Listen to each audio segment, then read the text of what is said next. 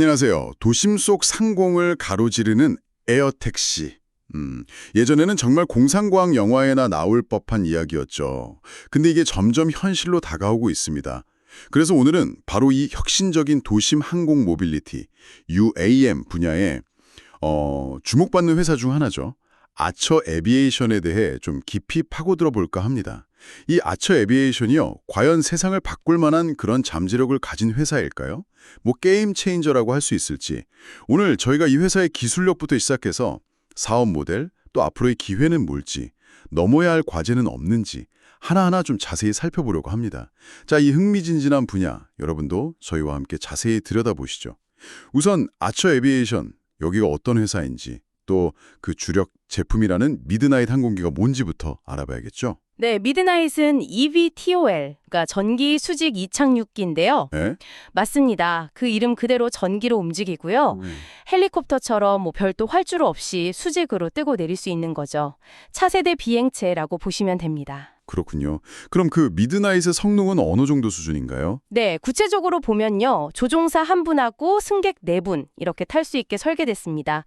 최대 비행거리는 한 100마일, 우리로 치면 약 160km 정도 되고요. 최고 속도는 시속 150마일, 그러니까 한 240km/h 수준입니다. 아, 160km에 240km. 네, 주로 이제 도심 내나 아니면 인접 지역 간의 짧은 거리를 좀 빠르게 이동하는 그런 에어택시 서비스에 딱 맞춰진 사양이라고 할 수 있죠. 디자인도 좀 독특하던데요. 헬리콥터랑 좀 달라 보이더라고요. 아, 네. 그게 흥미로운 점인데요. 여러 개의 좀 작은 로터를 사용하는 그 멀티콥터 방식. 그러니까 드론하고 좀 비슷하게 설계를 했어요. 이게 기존의 큰 로터 하나 쓰는 헬리콥터보다는 소음도 적고요.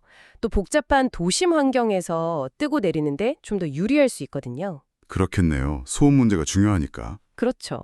그래서 아처가 생각하는 핵심 서비스 모델이 바로 이 미드나잇을 완료한 단거리 에어택시 운행인 겁니다. 근데 사업 계획을 보니까요. 상당히 구체적이면서도 좀 야심차더라고요. 불과 2년 안에 자체 에어택시 서비스를 상용화하겠다. 네, 목표가 그렇죠. 예상 요금도 우버 블랙 수준이라고 하고, 특히 그 2028년 LA 올림픽 공식 에어택시 파트너로 선정됐다는 거, 이게 진짜 눈에 띄더라고요. 맞습니다. 그게 상당히 중요한 포인트죠. 단순 기술 개발을 넘어서 실제 상용 서비스를 정말 코앞에 두고 있다는 그런 인상을 주죠. 네, 이런 계획을 현실로 만들려면 뭔가 든든한 지원군도 필요할 텐데요. 파트너들이 꽤 화려하더라고요. 미공군도 있고 유나이티드 항공, 에티오피아 항공, 아부다비 항공, 또 일본 쪽 회사도 있던데요. 네, 소라클이라고 일본 항공하고 스미토모 합사자죠. 아, 맞아요. 소라클. 이렇게 보니까 수주 잔고라고 해야 하나요? 그 규모가 60억 달러에 달한다고 하던데 이게 다 실제 계약으로 이어진다고 봐야 할까요? 그 60억 달러라는 게 이제 구매 계약이랑 구매 의향서, LOI를 합친 규모라서요. 의향서 부분은 사실 법적 구속력이 강하지는 않죠. 그래서 전부 다 실제 매출로 이어진다고 보기는 좀 어렵습니다. 하지만 그만큼 시장의 기대가 크다는 걸 보여주는 지표로는 충분히 의미가 있다고 봅니다. 그렇군요. 기대감이 반영된 수치다. 알겠습니다. 또 중요한 파트너십이 있다면서요? 생산 쪽 관련해서. 아, 네. 스텔란티스요? 절대 빼놓을 수 없죠. 스텔렌티스, 그 크라이슬러, 푸조, 지프 엄청난 자동차 그룹이잖아요. 맞습니다. 이 스텔란티스가 아처의 주요 투자자이기도 하고 더 중요한 건 미드나잇 항공기를 대량 생산하는 독점 계약 제조업체라는 겁니다. 생산을 아예 맡기는 거군요. 네, 이게 왜 중요하냐면 항공기 개발 스타트업들이 보통 기술 개발은 잘해도 양산 단계에서 어려움을 겪거든요. 안정적인 대량 생산 체계를 갖추는 게 정말 힘든데 아처는 스텔란티스라는 든든한 파트너를 통해서 그 문제를 해결한 거죠. 이건 정말 큰 경쟁 우위가 될 수 있습니다. 확실히 그렇겠네요. 생산 능력이 뒷받침되어야 하니까. 기술 협력은 어떻습니까? AI 얘기도 있던데요. 네, 팔란티어와의 협력을 또 주목해야 합니다. 팔란티어, 빅데이터 분석이랑 AI 분야에서는 세계 최고 수준이잖아요. 그렇죠. 아처는 이 팔란티어 기술을 활용해서 첫째로는 생산 공정을 최적화하고요. 둘째로는 비행 데이터를 분석해서 운항 효율성을 높이고 예측 정비 시스템 같은 걸 구축하려고 합니다. 그러니까 항공 시스템 전반에 AI를 통합하겠다는 계획이죠. 생산 효율뿐만 아니라 운항 효율, 안전성까지 다 잡겠다는 거네요. 맞습니다. 단순 기술 제휴 이상의 의미가 있는 거죠. 실시간 운항 데이터 분석으로 최적 경로를 찾거나 기체 상태를 예측해서 안전성을 높이고 결국 운영 비용까지 절감할 수 있으니까요. 다방면에 걸쳐서 실질적인 경쟁력 확보에 기여할 수 있습니다. 와, 준비를 정말 철저히 하는 느낌인데요. 최근에 성과들도 좀 나오고 있다면서요. 작년에 미 공군의 첫 항공기를 인도했다는 소식도 있었고. 네, 그게 시험 비행용이긴 했지만 정부 기관과의 협력 가능성을 보여준 중요한 이정표였죠. 그리고 최근에는 아부다비에서도 시험 비행을 했다고요. 네, 맞습니다. 첫 국제 시험 비행이었어요. 글로벌 시장 진출을 위한 발판을 마련한 셈이죠. 가장 중요한 건 역시 미국 연방항공청 FAA 승인일 텐데요. 이건 어떻게 진행되고 있나요? 그게 이제 형식 인증이라는 건데요. 상업 비행을 위한 안전성 승인 절차죠. 올해 안에 첫 단계를 통과할 것으로 기대하고 있습니다. 아, 올해 안 해요? 네. 이 인증 과정이 얼마나 순조롭게 또 빨리 진행되느냐가 아처의 상용화 일정에 정말 결정적인 영향을 미칠 겁니다. 그렇죠. 규제 문턱을 넘는 게 핵심이니까요. 생산량 목표도 상당히 공격적이던데요. 2025년에 10대 시작해서 28년에는 연간 650대까지 늘린다. 와, 650대면 정말 많은 거 아닌가요? 엄청난 규모죠. 현재 소형 비즈니스 제트기 시장 전체 연간 인도량이 그 정도 수준이니까요. 와, 정말요? 네. 그만큼 자신감이 있다는 뜻이기도 하고 또 그 목표를 달성한다면 정말 eVTOL이 기존 헬리콥터 시장을 상당 부분 대체할 수도 있다는 그런 낙관론의 근거가 되기도 합니다. 이야, 정말 미래가 밝아 보이기도 하는데 하지만 뭐 세상 일이 다 그렇도 좋은 면만 있는 건 아니겠죠. 자, 그럼 이제 좀 현실적인 문제들, 이 아처가 넘어야 할 과제들을 좀 더 파고 들어보죠. 어떤 점들을 좀 봐야 할까요? 네. 가장 먼저 지적되는 부분은 역시 아직까지 의미 있는 매출이 없다는 점입니다. 아, 그렇죠. 아직 개발 단계니까. 네. 기술 기업의 특성이긴 한데 연구개발비나 운영비가 워낙 많이 들다 보니까 손실이 계속 쌓이고 있는 상황이죠. 특히 한 4년 전에 스펙 합병으로 상장하는 과정에서 또 그 이후에 유상증자나 스톡옵션 발행 같은 걸로 전체 주식수가 168%나 늘어났어요. 168%요. 와, 엄청나게 늘었네요. 그렇죠. 이건 기존 주주들 입장에서는 자기 지분 가치가 희석될 수 있다는 우려가 나올 수밖에 없는 부분입니다. 네, 그럴 수 있겠네요. 경쟁 상황은 어떻습니까? 이 분야도 경쟁이 치열할 것 같은데요. 아, 매우 치열합니다. 특히 그 강력한 라이벌로 꼽히는 조비 에비에이션. 조비 에비에이션과의 비교는 뭐 피할 수가 없죠. 조비, 들어봤습니다. 거기도 상당히 앞서 나가는 회사라고 하던데요. 네, 현재까지 공개된 사양만 놓고 보면요. 조비의 주력 모델인 S4가 아처의 미드나잇보다 성능이 좀 더 우수합니다. 아, 그래요? 어떤 점에서요? 최고 속도가 시속 200마일, 약 320km로 더 빠르고요. 비행거리도 150마일, 약 240km로 더 깁니다. 오, 속도랑 거리 둘 다 조비가 앞서는군요. 승객 수는 같다고 했죠. 4명. 네, 승객 수는 같습니다. 근데 기본적인 비행 성능에서 일단 차이가 나는 거죠. 이게 왜 그런 차이가 나는 걸까요? 기술 방식이 다른 건가요? 네, 그럴 가능성이 높습니다. 두 회사가 채택한 기술 방식이 좀 다르거든요. 조비의 S4는 틸트 로터 방식을 씁니다. 틸트 로터요? 네, 그 프로펠러 6개가 있는데 이게 이륙할 때는 하늘을 향해서 수직으로 돌다가 어느 정도 고도에 올라가면 앞으로 이렇게 기울어져요. 그래서 비행기처럼 수정으로 날아가는 거죠. 아하, 수직 이착륙할 때랑 수평 비행할 때 프로펠러 방향이 바뀌는 거군요. 맞습니다. 수직 이착륙의 편리함이랑 고정익 항공기의 빠른 속도, 효율성, 이걸 합친 방식이라고 볼 수 있죠. 그럼 아처의 미드나잇은 다른 방식인가요? 네, 미드나잇은 좀 달라요. 수직 이륙을 위한 작은 로터 12개랑 수평 비행을 위한 프로펠러 6개가 따로 있어요. 만들어서 에너지 효율이나 최고 속도 면에서는 좀 불리할 수 있다는 분석이 있습니다. 아, 일리가 있네요. 그래서 이 기술적인 차이가 실제 상용 운항에서 어떤 효율성 차이로 이어질지는 앞으로 좀 더 지켜봐야 할 중요한 포인트입니다. 그렇다면 단순히 스펙만 보면 아처가 조비보다 좀 불리해 보이는데 혹시 미드나잇 설계만의 장점 같은 건 없을까요? 뭐 구조가 단순해서 생산이 쉽다거나 그런 점이 단점을 상쇄할 수도 있지 않을까요? 아, 네, 아주 좋은 질문입니다. 당연히 장점도 있죠. 말씀하신 것처럼 미드나잇의 분리형 추진 시스템이 구조적으로 더 단순해서 유지 보수가 좀 더 쉬울 수 있습니다. 틸트 로터 시스템은 아무래도 구조가 복잡하니까 장기적인 운영 비용이나 신뢰성 측면에서는 또 다른 어려움이 있을 수도 있거든요. 아, 그럴 수 있겠네요. 그리고 아까 말씀드린 스텔란티스와의 협력, 이걸 통해서 대량 생산 비용을 얼마나 효율적으로 낮출 수 있느냐, 이것도 중요한 변수고요. 그러니까 단순히 최고 속도나 비행거리 같은 스펙 숫자만 보고 우위를 단정하기는 좀 어렵고 실제 운영 효율성, 생산 단가, 안전성 이런 걸 다 종합적으로 봐야 합니다. 그렇군요. 종합적인 판단이 필요하다.